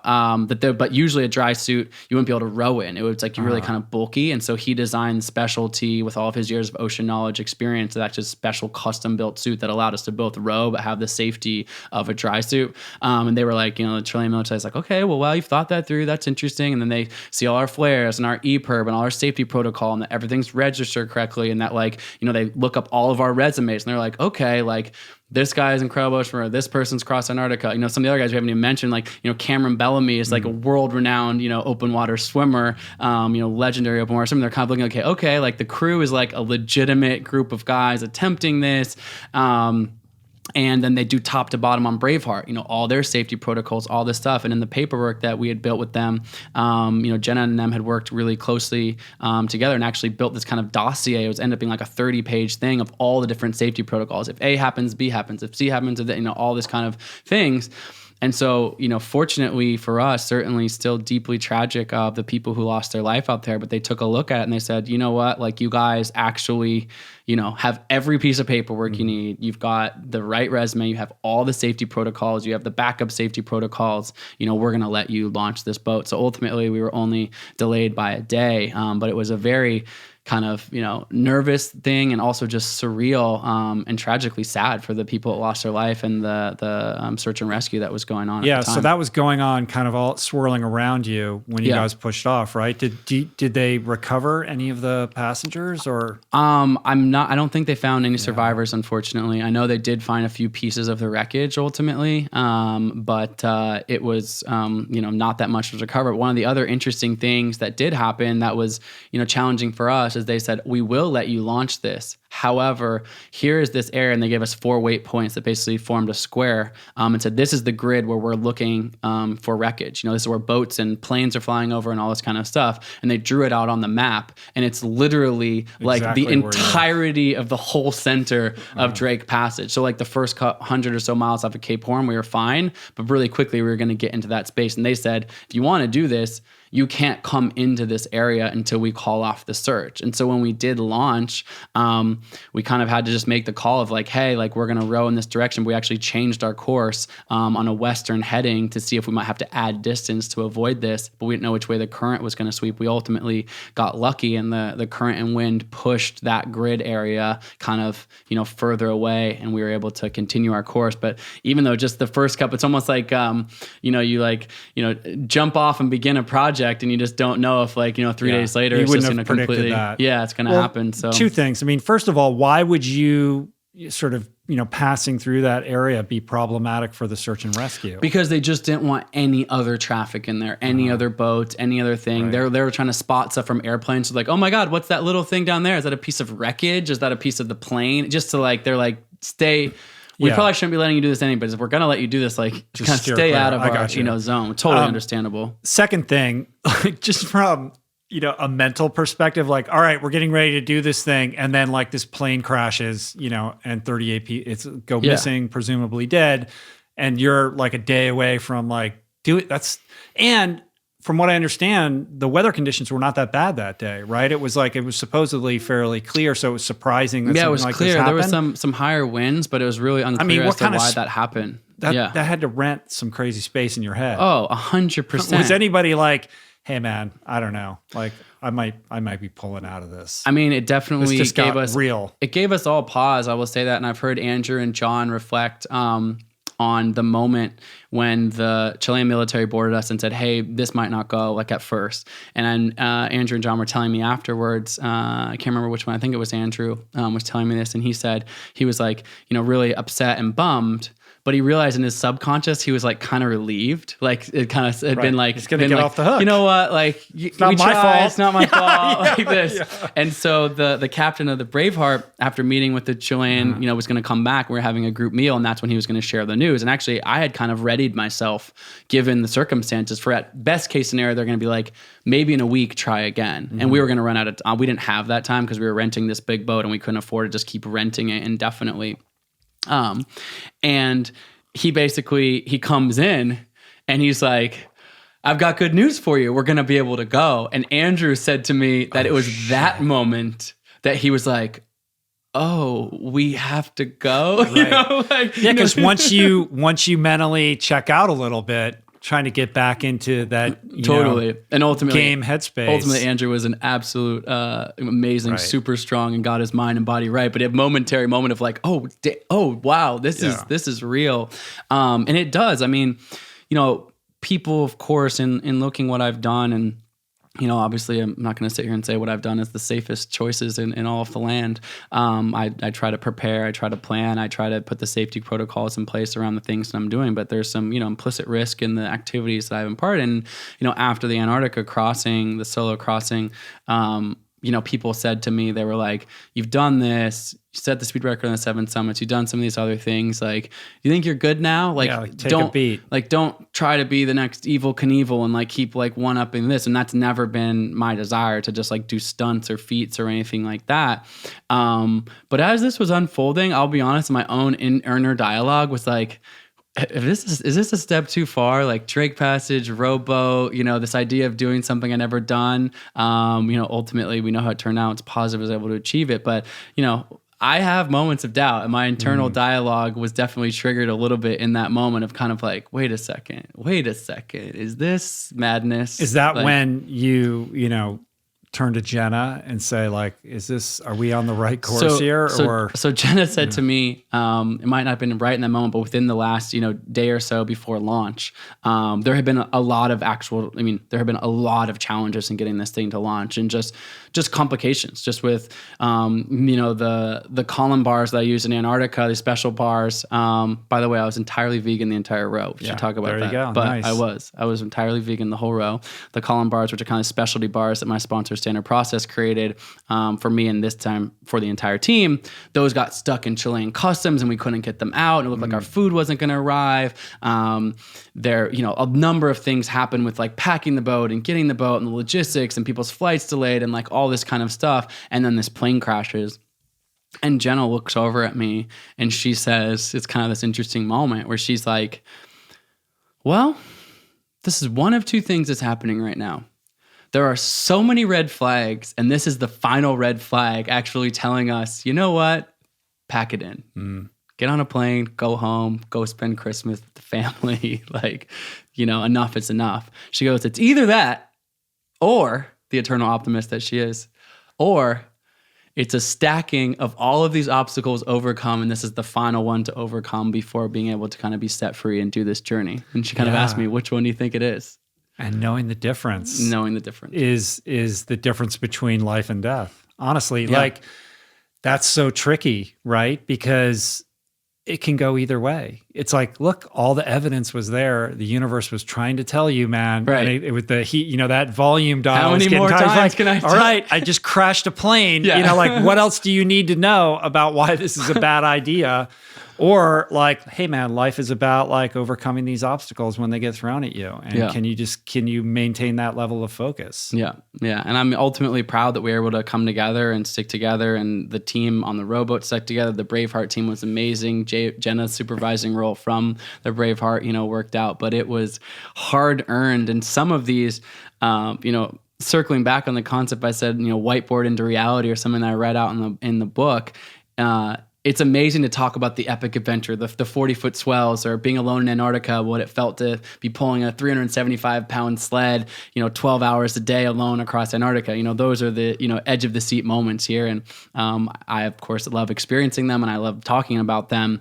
But there's a place that's maybe a little bit less sexy between writing the idea on the whiteboard and actually executing on your dreams. And it's like toiling in those moments of that grind. And they're not always as high stakes as, what we're talking talking about here, but it's like, are you willing to just keep putting your head down when, to get a Chilean boat into Chilean customs, you need these 17 pieces of paperwork and this thing that register, and you're like, are you willing to sit there for a month and like fill that out? Like, like that stuff's not sexy and no one ever wants to, it's not cool to talk about necessarily, whatever. Like that is the difference between dreaming up to something versus dreaming up and actually doing the thing, is being able to put all of those steps together. And just knocking out those little things one by one. Because when you look at it from 10,000 feet, or if somebody just randomly happened upon your Instagram stories during this, it looks like, oh, he's some kind of, Richard Branson billionaire guy. He's got all this money and he's got this boat, and it's really hard to see the reality of it, because the grandeur is what you're kind of smacked in the face with. Right. Yeah. And I love storytelling just in general, but I think that something that I often point to is the NBC coverage of the Olympics. It's like, I don't know all the sports in the Olympics. I love the Olympics, but you may have seen in the book, Pablo Morales, your college teammate, played a really significant role inspiring the heck out of me when I was a little kid. But you turn on and it's the fencing or something like that, and you're like, I don't know anything about this, but you get this backstory of the actual guy and his village back home training for this, and all of a sudden, like, you're engaged in that. And it's not just, at least for me, when I look at high performance in sports, as I've gotten closer and closer and lived to it in my own life, as much as I love seeing the guy sprint the 100-meter dash and win the gold medal with his hands in the air, whatever, I look at that and the first thing I think about is not the 9.6 seconds or whatever it just took him to run that race. I'm like, I wonder, like, what was that journey? Like, where was the first race? Where was the time he broke his ankle? Where was when no one cared? When was when he lost the race to his, the best guy in his high school and he came back again? What is that entire process? Where was the people in his life that said, you can't do this, you're not going to do this? Those quiet moments alone, full of doubt, full of fear. But what was it that made him get up when his alarm went off the next day at 5 a.m. and get out to the track? Because that is ultimately what is manifest in those, 10 seconds. And there isn't one athlete in that situation that doesn't have an incredible story. Yeah. And, that led them to that point. And NBC does an incredible job of finding the best of those stories and telling them well. And that's what like lights that Olympic spirit fire in people. When you're like, because now it's like, I don't follow fencing, but if you tell me that story, like, I'm all in, I'm 100% there for that person. Yeah. It's so like infectious. I love that stuff, and not a NBC documentary by any means, but certainly through the book, it's like, it's not just like, let me tell you about 54 days crossing Antarctica. It's let me tell you about the totality of the life and experience and the mentors and the people that because to me, I think that's the things I've read and the things that I watch and things that I consume. If they don't have the fabric of the reality of the journey and the story, then you're a natural storyteller, and I knew that when I was in that townhouse and you had just gotten back from that experience, and you told the story so well. You had such a command over what that narrative was and what was impactful about it. And you've done that in the book as well. And you really do it on the daily on Instagram. Like, you're relentless. Like, you're always like making sure that, you're telling a good story. It's not just like a clip of this, like, there's a story that's unfolding always, through these adventures that you're having. But, and I was, once again, like, how is he doing this on the, like, how is this working? There's no like cell service or internet in the Drake Passage. Yeah. And you're not allowed to like do anything with the Braveheart boat. Right. So how did all that work? So it was pretty cool. We're talking about storytelling, and that's something, and I quickly alluded to it, but I'm going to double click on it, which is, I have been so inspired by other people's stories in my life. People who I've never met, but that's reading a book, that's watching a film, that's watching the Olympics, whatever that is. And so I've realized that one of my great passions is, in the duality of pushing my body in these extreme environments, but sharing that in a storytelling medium. And now we have the ability of social media and real-time storytelling to bring people into that story while it's happening, with the hope of having that ripple effect of positivity. We had, 600,000 students are enrolled in my nonprofit programs of STEM curriculums, and they're following along every single day. They're learning about science, technology, engineering, math, building scale models of the boat, or learning about weather or climate change or the ocean temperatures. Is that through Beyond 7 too? Yeah, it's my nonprofit Beyond 7 too. And we've built these curriculums, but these students all of a sudden their mind is lit up because they're like, wait, this is a real thing that's happening right now. It's not a dusty textbook of something that happened like way back when. And that's the power of storytelling. Or for me as a young person, I mentioned Pablo Morales. You know, when I was 7 years old, the 1992 Olympics in Barcelona, I was a 7-year-old kid, didn't have much money in my family, you know, really kind of, basic childhood growing up. My mother was young when she had me. So, she was a young mother, and we have a TV set. And there's a TV set showing me the Olympics, halfway around the world in this city called Barcelona, Spain, that might as well have been on a different planet compared, I never traveled when I was a kid. And I see this 100-meter butterfly and this guy win this gold medal. And it sparked a fire inside of me. My mom was like, she just said to me, my mom's incredible in her guidance she gave me throughout my entire life, including with the burn accident, which you and I have talked about in depth. But, she says to me, she's not like, oh, that was this cool thing we watched on TV. She was like, that inspired you? Like, do you want to join the local swim team? Like, we could do that. And like, she remember her saying, like, it's 1992. What's the peak age for a swimmer in the Olympics? And I was like, I don't know. For men, maybe, we went and looked it up, and, maybe it's 19 or 23 or 20. I'm just like, okay, so what Olympics might you be able to swim at? Is it 2008? Is it 2012? Like, my mom walked me down the path. Right. But where I'm going with that is the storytelling, the element of somebody sharing their story, or NBC in this case, sharing Pablo Morales' story with the 7-year-old boy sitting in Portland, Oregon, changed the entire trajectory of my life, what I believed in and whatever. And so with my expeditions, I've always done my best to share the stories in real time. And with this expedition in particular, as we realized the need for this supervising vessel, we all of a sudden realized that we were going to have the best capability we've ever had to tell a live story in real time. And that's when this amazing partnership came to life with Discovery Channel. And they said, we want to shoot this long form documentary of this thing, and we can shoot it from the Braveheart. And we're like, that's amazing. But what about, in addition to that, we invest in the best satellite technology possible to be able to beam social media content. So as you were watching, Instagram stories of me getting bashed around in my little cabin on Christmas Day, or arriving, penguins jumping off the side of the boat, or all the things I was able to just like capture with my iPhone, we could send that out. Or in their case, they created also 14 what they called mid-form episodes, about 5 or 10 minute episodes that you can go see on YouTube, or you can see the long-form documentary is not out yet. And the same thing, they actually had an editor on board. So the guys were shooting, editor on board, Iridium partner with us as well as a satellite company to have like the best, most powerful satellite. And you still can't send like a ton. It's not like you could just like, beam content like right and left as if a normal internet connection, but they could get enough content out to share these like little clips, these little episodes, these little things. And it was really cool to bring that to life. I mean, it took having a massive partner like a Discovery. It took, Iridium believing in the project. It took a lot of different bigger pieces that we're able to pull together. But ultimately, it gave hopefully the experience of, like I said, those 600,000 students following along this visceral, real experience, that just people who are following along on my Instagram and things like that, a way to connect with the story as it's unfolding. And, my heroes in exploration are the heroes of, 100 years ago, when they'd go away for 3 years, like Shackleton or someone like that, and come back and maybe have a couple really grainy images and their journals that they could have transcribed or something like that. But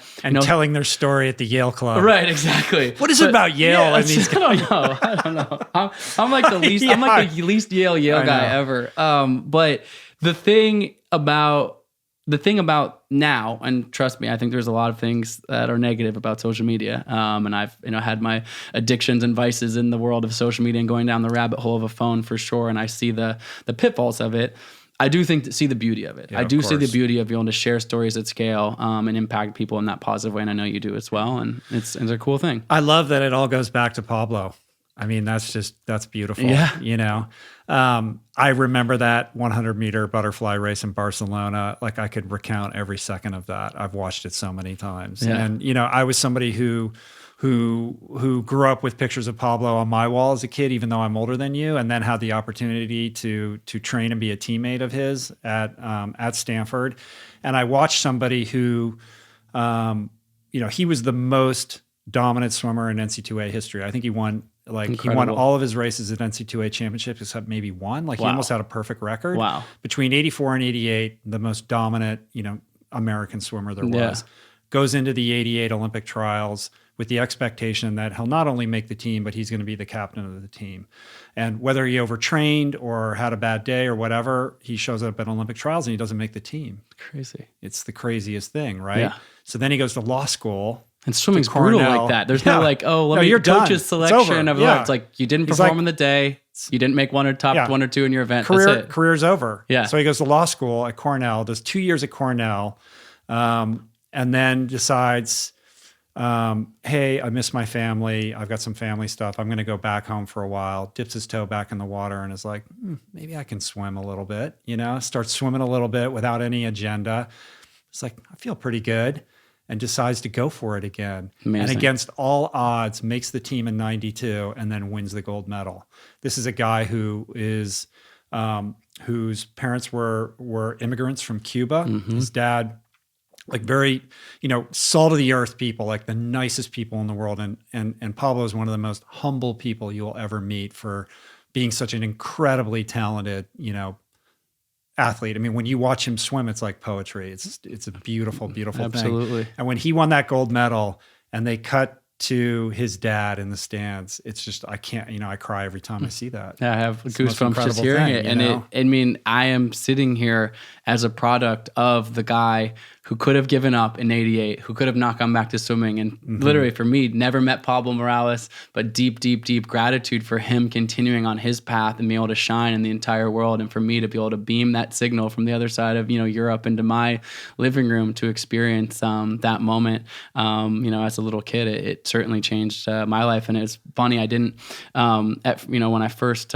picked up your book several years ago, I had no idea about the Stanford swimmer thing, but I didn't think of the orientation. And I remember there's a photo of him and you graduating from law school together or something in your book. So right? then I went to Cornell Law School, right. But I was there while he was back training. So like he did 2 years and then I show up after he stopped out. Right. And then we did our final year together. That's what it was. Yeah. And so I remember when I read your book the first time, opening it up and be like, no way, Rich Roll, Pablo Morales. Like it's just crazy how all those different kind of tentacles intertwine. To be clear, all right, just so there's no confusion, when I was swimming at Stanford, they would like skip through the coach. He's like, all right, get in the lane with Pablo. It's like, and I'm behind him just watching his feet get further and further ahead of me. Like, it's not like I was going toe to toe with this guy. Like I could not train at his level. But you were in the same lane, which is very cool. I was, and that's what I wanted. That's what incredible. I asked for, What's Pablo up to these days? He has been the head coach of the swim team at University of Nebraska for quite some time. Oh, cool. Yeah. That's awesome. So he graduated from law school. He practiced law for a little bit and was like, this isn't for me.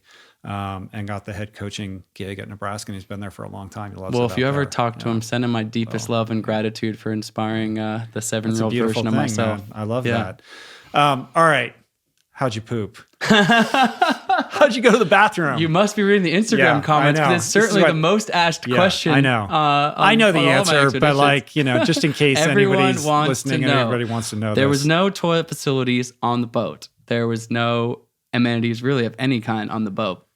There's 3 seats on the boat for the rowing. There's what's called the stroke seat, which is by the stern cabin. Obviously, when you row, you're facing backwards the direction that you're going, same as like a rowing crew boat on a river. I sat in the bow seat, so I was sitting towards the front of the boat, but the third person in the line, if that makes sense. Next to the bow seat, we had our fancy toilet, literally 1 inch from where I was sitting the entirety of this expedition, which lasted just under 2 weeks. We had a 5-gallon bucket, and inside that 5-gallon bucket was how we used the bathroom. So someone would say, either me while I was rowing, or the guy Cameron or Jamie, who was the 2 other guys that I rowed with, they would say, "Hey man, I got to the bathroom. Get out of your seat." I would get up, I'd switch into their seat.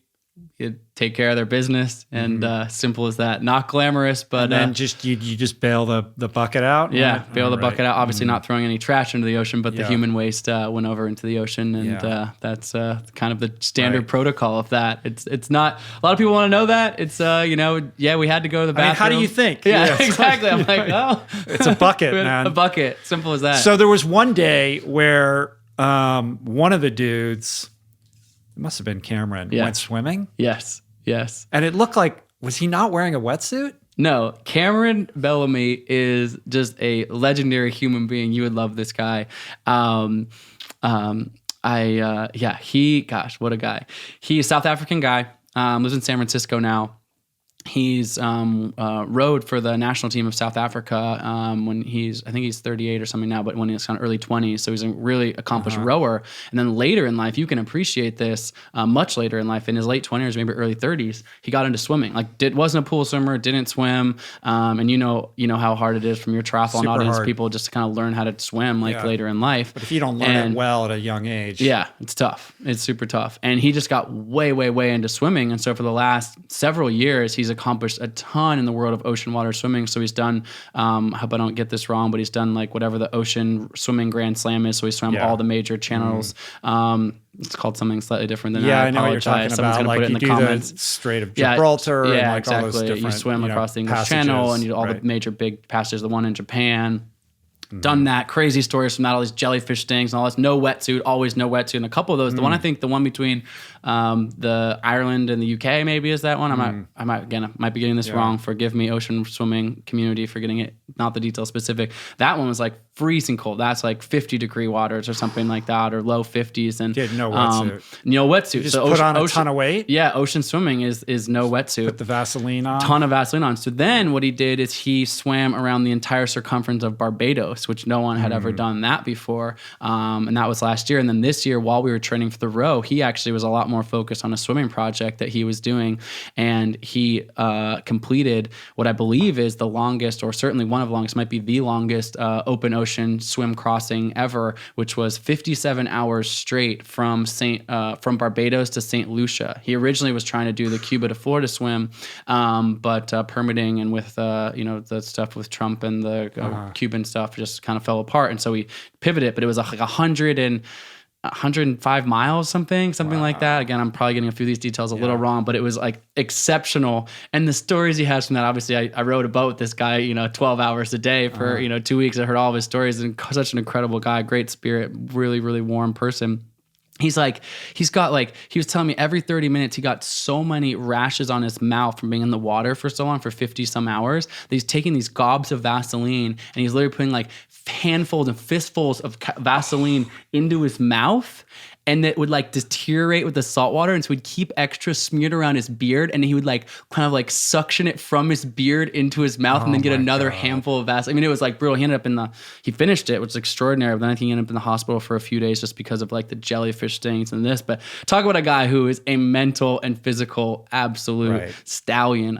So we're on Sea Anchor this day, day 5 or day 6 or something like that. One of the days when we had to wait out one of the storms, when the storms and the winds were against us. And we're getting ready to pull up the Sea Anchor, so the storm is finally cleared enough that we think we're going to be able to row in the next couple of hours. So it's not huge swells at the time, but we're kind of coming off an intense storm on the rowboat.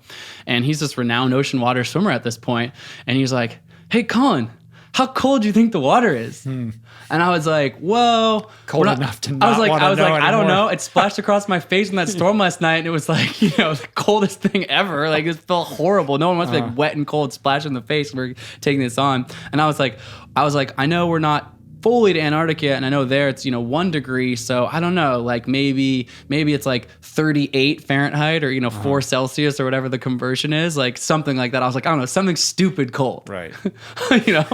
And he's like, "Think I'm gonna go for a swim."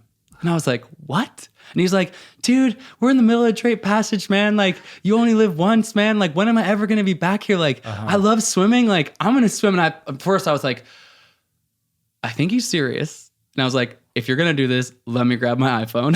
It's like, I'll film this. But second of all, I was like, but dude, think this through first, because like you got to get back in the rowboat and there's no like warming you up. There's no, how's he going to warm up? There's What no if he like can't heater, get warm again? There's no this. It like could jeopardize kind of all of this. And he was like, dude, like I've got it. And I was like, if you believe in yourself, bro, like all for it. I will be here cheering you on. And so sure enough, strips down, butt naked. He puts he brought a swim cap and goggles, which I didn't know. So he must have been thinking about this. Pulls out a swim cap and goggles from the base of his thing, the South African flag on his head, goggles on, nothing else, completely butt naked, and just does a full, dive, jumps into the ocean, swims around. He wasn't in there for a long time, maybe 30 seconds or a minute, but plenty long. Trust me, I wasn't looking to go for a swim there. And so what a legend, man. He swam in the middle of Drake Passage. It's been one of the episodes that Discovery did. I'm sure it'll be in the feature length. And then how did he? So he gets out. Does he get right into the dry suit? Like, how does that Gets work out, to get warm and back up?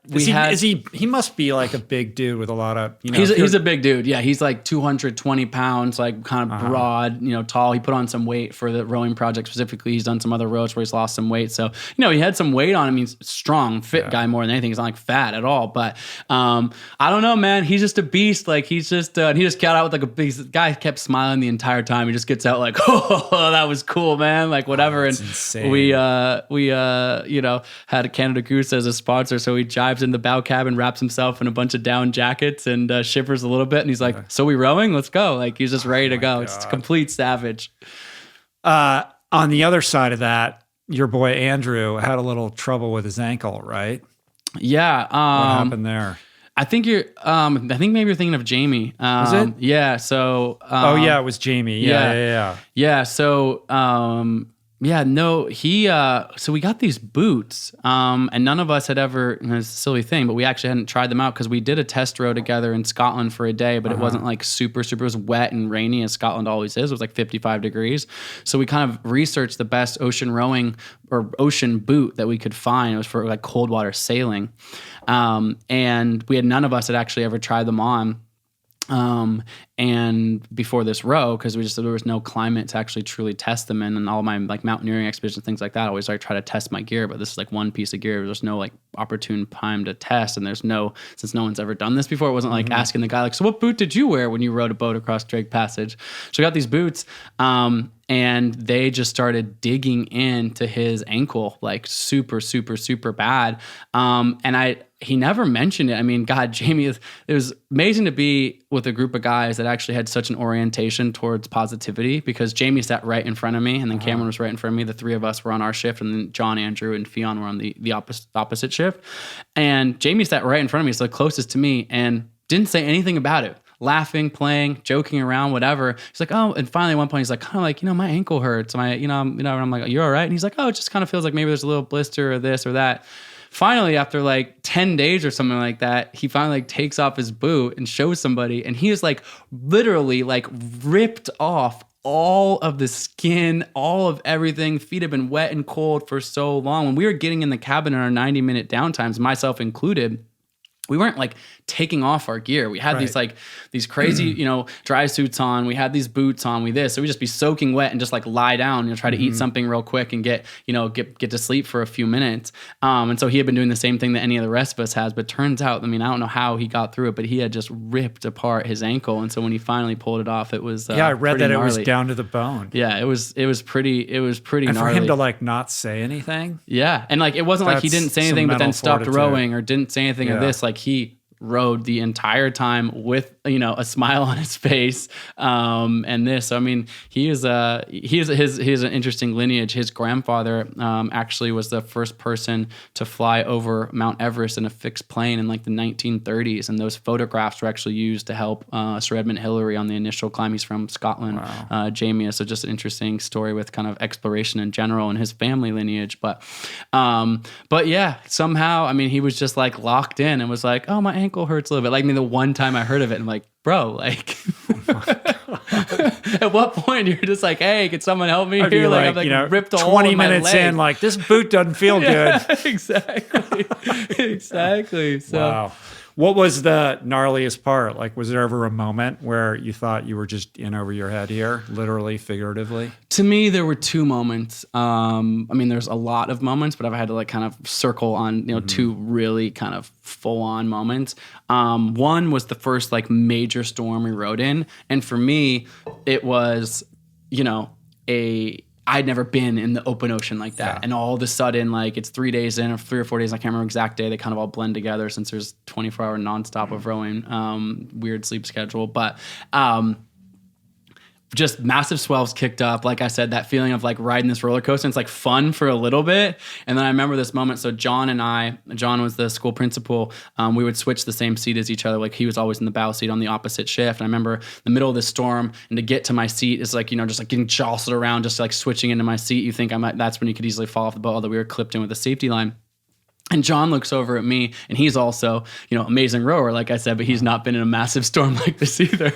And he kind of looks at me with like this death-defying look, and he's like, how do we get out? How do we make this stop? You know? And I was like, I think we just keep rowing. Like, it was just kind of one of those moments of just like inarticulate, but like, I think it was the subtext was, I'm afraid. I think the only way to stay safe is to keep rowing or keep the boat from turning and getting rolled over in this. And so that was a really you're intense, like rowing, but it's not exactly like, making you go forward. No, and it's like building and the swells, obviously it builds, right? And so it's like, oh, this is getting back. Oh, this is pretty big. Oh, this is really big. Oh, is it going to keep getting bigger like this? And the craziest thing happened in that moment, which is ultimately kind of joyful and reflection, but it was bizarre. It was this storm, really cloudy and gray, and it was getting dark. There's not a lot of darkness, but when they're a little bit further north, we had about 2 or 3 hours of darkness in the first week or so, and it was getting towards dark or dusk, anyways. And all of a sudden, this huge cruise ship comes like out of like a ghost ship of this. And we hear this wah, wah, wah. And at first we were afraid because I'm like, oh my God, it looks like they're coming like straight for us and they don't see us.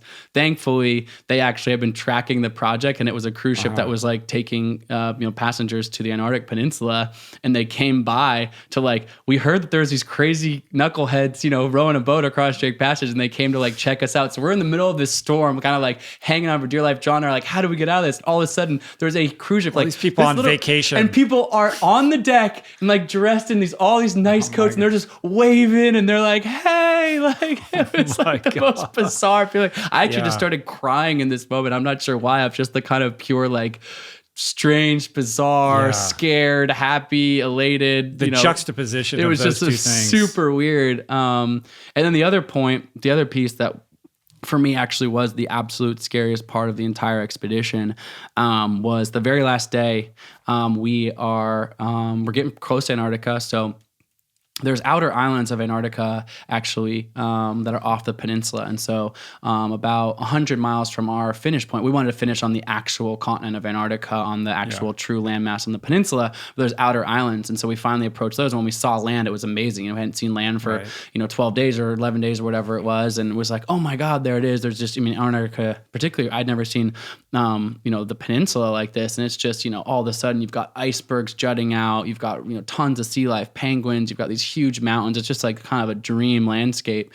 And it's amazing to see that after not seeing anything for so many days. But we still have 100 miles to go. So it's kind of like, we're here. Oh, we're not here because we still have to row for like a day and a half. And the weather's actually looking like it might turn and all these things. So we keep rowing. And finally, we're within about, I remember maybe 8 hours from, proposed, we were maybe like within 20 miles or 15 miles or something like that of the finish. And the weather is not great. And what's happening is there's basically, there's big icebergs, there's some big massive icebergs, which are a little bit easier to steer around, but there's also some smaller pieces of ice and things like that. And obviously we don't want to damage our boat right at the end.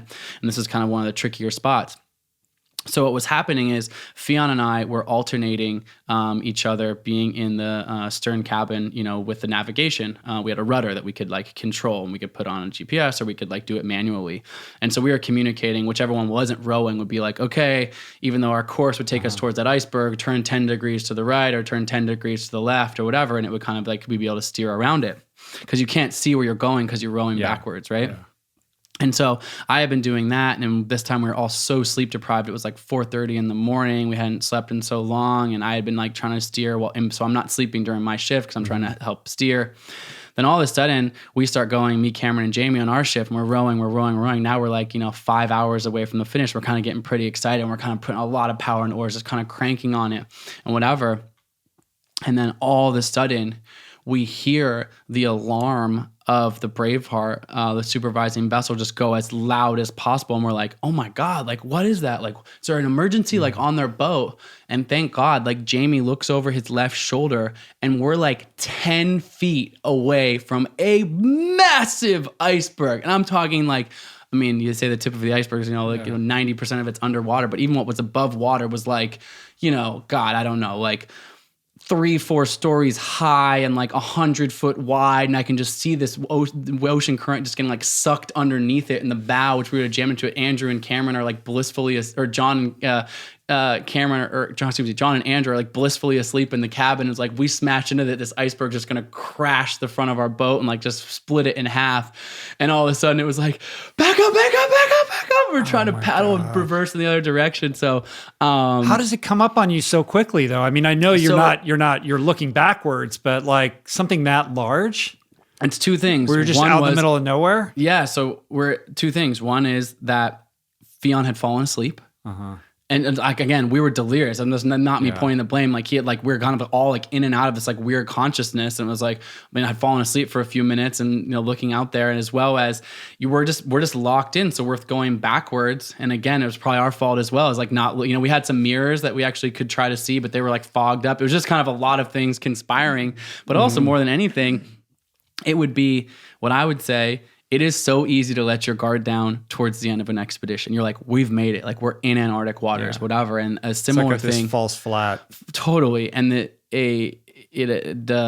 interesting parallel in my own life, I did a crossing of Greenland when I was training for the Antarctica expedition. It's, a month-long crossing, 400 miles of Greenland. And I got to what was my last day, my last night. I'm like, oh, tomorrow I'm going to complete this, or I'm going to finish this and get out of here and get picked up and leave. I'm 27 days in, been fine the entire time. And that night I go to bed, and every single night I had been diligently pushing around to find crevasses or things like that, make sure I didn't set up my tent in the wrong place, whatever. I'm like, oh, it's my last night, whatever. I've been out here in Greenland, nothing's happened. I getting ready to set up my tent, all this kind of stuff, taking my tent out of my sled. It was calm weather, so I wasn't like too worried about stuff blowing away. I just kind of like let my guard down. All of a sudden, boom, fall through a crevasse all the way to my shoulders. I put my arms out and catch myself, and I look down, and my entire body is hanging over 200 feet of nothing underneath me. Had I fallen in this crevasse, like no one's finding me down there. Shit. I don't have my sat phone, I don't have any of my gear, like nothing. Fortunately, literally up to my shoulders, I grabbed myself, arms completely out, pulled my dick, I was able to pull myself out, laying flat on the snow and the ice. And it was, a close call, and nothing tragic happened, but it's, an inch from failure in that moment. And it's another example. I guess I should have learned the lesson the first time and not have to learn it again on the Drake, but it's like so easy. You're like, oh, I'm nearly there. Great. Or like last few hours of rowing, this is like 2 more shifts. Let's just put our back into it, whatever. And like smash into an iceberg, like just so close and stuff like that. So, it's definitely a good lesson. And that iceberg moment was, definitely one of the scariest moments, period. So 12 days, 600 miles? How many miles was it? So it's hard because I think the crossing is defined specifically, the distance we did in a straight line was 650 miles. Right. But I saw the map. You're tacking all over the place. But so I think we actually rode something more like 750, whatever. But in the classification of the record, and ultimately I think there was 6 world records and 3 world firsts associated with the crossing and the kind of derivative records of each other. I don't pay too much attention to the little granular details of that, but the way that the Ocean Rowing Society, which is a world that I'm actually not that familiar with, obviously, they calculate it just what's the straight line distance. So the straight line distance, 650 miles. I think we rode something like a couple of times on Sea Anchor, we got blown back like 15 miles, then rode forward and to the side with the winds and currents and stuff like that. So far enough. So you finish, and in another stroke of marketing genius, you pull like a copy of the book that you had on the boat. And I'm like, come on, man. Really? I was like, that is unbelievable. And you're like, you can win a copy of the book. I brought it with you. You gotta let me laugh about it. You can laugh at me. I was like, that's pretty good. That's pretty good. How many you brought? A couple copies with you, I brought 3 right? copies. They were actually the advanced reader copies, so they weren't the final draft, and they actually say published date 1/28/20, which, they moved the publication date up. So there's 3 copies. We're doing a pre-order campaign. Anyone who pre-ordered the book was entered to win one of the signed copies that actually came to Drake. So my book about Antarctica returned to Antarctica. And of course, we had to take a photo and share that out in the world. Of course, man. Who won those copies? Some amazing people. Yeah, there was they got spread around. This really cool girl named Inez Galmiche. I was like, I'm so bad with the names, right? I think I mispronounced them. She had one. Everyone that sent into this email address that we set up got entered in the contest with the pre-order, and then we did a random drawing from that. But it was really cool. Some people that won had just kind of written something in there like, oh, hey, like this, and we email back and forth. And she had a really cool story that kind of touched my heart. She said her and her brother had started following me, I guess, on my Antarctic crossing last year, and she had never heard of this, but he kind of came home every night and was like really like talking about this over their family holiday because it coincided with Christmas and the holidays and stuff like that. And she she was feeling a little bit disconnected from her brother, she said, and that like really brought them closer together, just kind of having this thing to check in with every single day and talk about and all this kind of stuff. So she entered for the drawing so that she could give it as a gift to her brother. Cool. And so it was super cool. And they want another guy, this touched me. His name was, I think it's Dave Goatsman. I remember because his Instagram handle was at the _goatman. I think he's like ultra runner or something like that in New York State. But he, most people were sending in like Amazon pre-order links and stuff like that, which is awesome. It's great. A normal way to pre-order a book for sure. But you can also pre-order it, of course, on independent booksellers and other places around. And that's where all the books is sold. And he, I think he's lived in Lake Placid and now a local bookstore. And so he had called up the local bookstore to pre-order the book to the local bookstore, which touched me because I was like, oh, wow, my book is, in the small bookstore in Lake Placid. So that's a new experience for me. I suppose you've experienced that yourself, seeing your own book in other places, but that was new for me. And he had said, he had sent this funny, when we selected the email, we opened the email just to check to make sure that it had like the right, actually pre-ordered the book and whatever, so we could send him the prize. And he had sent like a text message chain and like a picture of a receipt from this little bookstore. And he was like, does this count? Like, I just want to make sure like this is actually the pre-order, but from like a handwritten receipt and whatever. It was totally legit. He actually did pre-order the book, but I just thought it was cool that, he went to his like local shop and it was in there as well. So there's some amazing people on it. I was just grateful for the love and support around the book. And it's, just getting out into the world now, the last 5 days or so. Right. So it's just, I guess it's just beginning. But so you're doing the thing. You're in New York. You're doing all the shows and all that kind of stuff. And most of that stuff is the 5-minute thing. You're kind of in, you're out. They ask you the same question, what's next, and all of that. What do you think? Like, do you ever leave those experiences thinking like I wish they'd asked me this, or why doesn't, here's what I think people are missing. Like, do you think you're ever like misunderstood, or is there anything that like you feel like you wish you were asked more, but it doesn't come up, or like where are people like not connecting in the way that you want them to connect? I mean, I will say this now, and this is not just lip service because I'm sitting here in front of you, because I've told you this when you and I have spending time in private, when you and I are climbing, 29029 together, Utah this summer, or, the other times you spent this, that I genuinely think, and the cover of Outside Magazine calling you the Oprah of endurance sports, I think is actually very apropos, because you are an extraordinary interviewer and actually go in extreme depth. So I've been humbled to be a guest on your show. And I think the question, although I know you weren't asking it in a self-serving way at all, but I genuinely think you are just extraordinary, exceptional at this. And it's a gift. It's a beautiful gift of your insight and your presence with all of your guests. I have been not just a guest, but a massive fan of your podcast for a long time. But I appreciate that. That was not, I wasn't fishing. I wasn't like doing that. But I think that it is like if you're going to talk for 2 hours. Totally. But what I do think, and I think particularly around the book, that I do, this book is a harrowing tale. Like, it is me raw. There is some crazy things that happen out there that I had, never really, spoke super openly, or at least super in depth about this story. And I wanted it to be raw and real, and I wanted it to read in a way that kept people's attention. So I, hopefully, and certainly the feedback we've gotten is that it's page turning and it's engaging. It's not a how-to book. It's not a prescriptive, self-help book by any means. It is a, edge of your seat type of book. But sometimes in these interviews, like that quick, 3-minute, 4-minute spot, as I'm grateful for that, attention, I do think that people want to they're like, so we're here with adrenaline, daredevil, crazy, thrill seeker, Colin O'Brady. And I think, even the headline on the Today Show, which was so cool to be on the Today Show and be able to share this when the book launches. But I think when they put it up online, it said like Daredevil Colin O'Brady returns from whatever. And to me, that does a little bit miss the point of what's going on here. I think that I'm going out in the world and obviously pushing my body and trying to stretch limits of my own potential out in the world.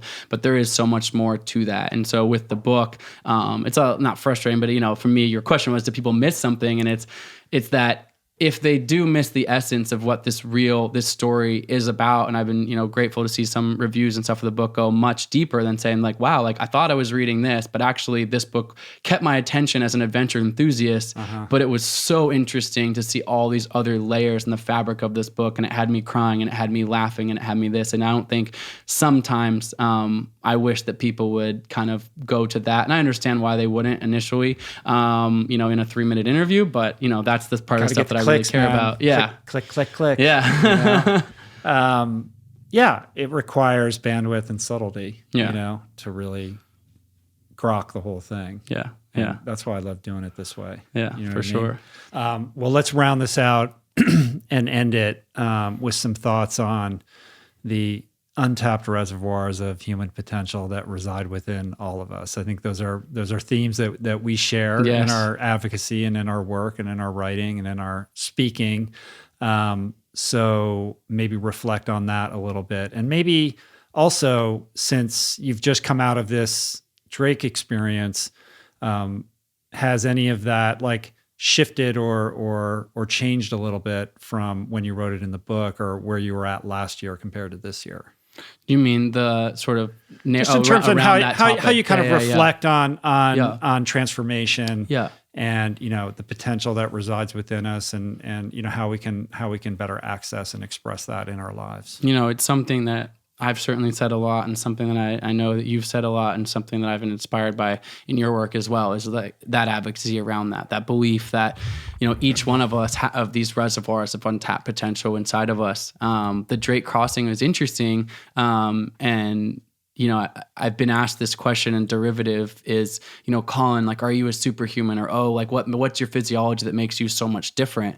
But I also get this really funny thing, and it actually happened to me, 2 days ago in DC. I was doing this interview, and a journalist was interviewing me for Fox, and he's like, I don't really, I don't mean to say something that hopefully I'm not offending. He's like stumbling over words. I've had people say the same thing. I kind of know what I was expecting. I'm like, it's just that when I read your story, I don't take this the wrong way, but you're like a regular size, normal looking guy. And I'm like, I'm not offended. He was like, it's just that like I figured some like 6 guy's foot gonna come in 5, all like, it's a Winklevi or right, like exactly. And I've had people come up to me after speeches and things like that and say that, and to me, which certainly is not offensive. Although to I me will at say all. in the photos in the book, there's a picture of you on the bike, like racing ITU, and your shoulders are looking pretty jacked. That's because I just came out of a crazy open water swim. It's like full of blood. And I know, all but of go that. ahead. No, I'm not to say that I'm not fit. I haven't done this. It's just that like you're not like, oh God, you're like some like specimen. Super physically imposing person. Right? Yeah, and it goes back to the aspirational aspect of what you do. And I think that I've said it kind of tongue in cheek, but I do believe it as well. And I do believe it actually not just tongue in cheek, but in truth, and say like, Colin, are you superhuman? I'm like, yeah, I'm a superhuman. And so are you. Like these reservoirs of untapped potential reside inside of all of us. And the Drake Passage Row, to kind of have that through line, was for me in writing this book about the impossible first, which obviously I wrote before I did the Drake Passage Row. I really was, I still have this thesis of saying like, okay, like I am giving this wisdom. I'm sharing my story in the hope that someone takes the Impossible First book, sets it down, and starts off on their own Impossible First. But where is the proof in the pudding of that in my own story? Obviously, there's a lot of through lines: being burned in a fire, being told never walk in, recovering, etc. But the Drake Row was actually an exercising at this point in my life of this thesis of saying, okay, I tell people all of the time, you have a massive goal, but you haven't started on it yet, or you're a beginner, or you're this huge idea, but you're a novice, and you look at all the other people who are so much better than you. Like, I'm sure people say to you all the time, like, God, I want to start a podcast, but like podcasts are so saturated right now, or like, you've already got millions of listeners. Like, how could I ever catch up to you? And you're like, yeah, but like in 2012 or whenever it was, I was sitting in Kauai in like a garage, and I like hit play on a tape recorder with my kids around and like started talking into a microphone. And so for me, the Drake Row was my own way of saying like, yes, I'm not trying to pretend like I don't have other accomplishments in my past. We all have a path that has led us to today, to this moment, who we are. Mm-hmm. But can you then put something on the proverbial whiteboard for yourself that allows you to stretch and reach and to grow, that actually exercises that muscle of taking that step towards it. And for me, it was to step into a place of endurance sports that I've never touched, not even tangentially, with ocean and rowing and et cetera. And so I believe, I core believe that we have these reservoirs of untapped potential, and the muscle, it's not the physical imposing, character that I could or couldn't be, I guess, just the person that I am. But I say that the muscle that's the most important to any of us is the 6 inches between our ears. Yeah. It's within our minds. It's what we can create. And I think that really dictates a lot of this. That's what I believe. Phenomenally articulated. I mean, I look at the Drake Passage experience as basically the manifestation or a manifestation of this sort of Angela Duckworth, Carol Dweck, like growth mindset. Like, you're not a rower, right? Yeah. Like, you're an athlete. Like, it would have been easier for you to pick some other kind of like expedition which is you just, doing what you've always kind of done. Yeah, people like you're going to do a bigger expedition in the North whatever. Pole, right, exactly. Whatever. But to put yourself in a situation that in many ways is just completely unfamiliar and new, I think is really cool and impressive. Yeah. And I think that does convey that message of like, hey man, I'm trying to learn this stuff as well, and I'm going to walk the talk, basically. Totally. And I think also the other thing is, I think we've all had that kind of, imposter syndrome of in a room of certain people, you're like, well, I don't belong here, or I'm not good enough to be here. I think anyone who's ever walked into a cocktail party or something has had that feeling at some point in their life. I certainly have a lot of times. And, even on my Instagram, if you saw when I posted, hey, I'm doing this project and here's this amazing team that have come together and here's what all these other guys have accomplished. I mean, you brought it up earlier in this interview. I'm not offended by it at all. And someone's like, well, you're obviously the weak link, like in all of this. And so the easiest thing for me to do would have been to say, I was literally the first person in history ever to cross Antarctica solo. People have died attempting this exact crossing, and I did it. So let me be now the master of that domain. Why would I line myself side by side up in a situation next to guys who are like been spending decades crushing this sport that they're exceptionally good with world record records around their neck and accolades, list of accolades is, a page long. But it's like having the humility to say like, but I still want to grow. I still want to learn. I still want to like learn from them. And hopefully I am bringing something, valuable to the table beyond just, sort of the logistics or resources to be able to do something like this.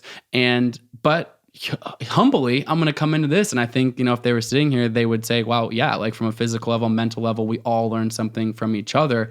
But it takes it's a humbling moment to go when I don't have to go stand next to people in this other domain to be able to be in my own little area. And so I think in any avenue, as we begin to set out on things, people can feel that way. People can feel like, oh, like you were, you're like, you're probably a great lawyer at what you were doing. You hated it, not but so like, much. Whatever. I mean, you had done it for quite a long time, and to like just redefine your identity, you turn into an incredible endurance athlete. But I imagine, I don't know the story of your very first triathlon, but I imagine it was like, you were like, I'm just a guy at a triathlon. How do you like put my shoes on, auspicious. Whatever. And so it's taking that, but that is how these interesting moments grow. And so don't be held back by being like, I don't know how to do this right now. I'm not good at this. My neighbor's better than me at the guy around the water cooler. He's the expert at this, that, or the other thing. It's like, why not? Start somewhere. He started somewhere. He had day one at his job or his expert or his skill at some point as well. Like your day could be today.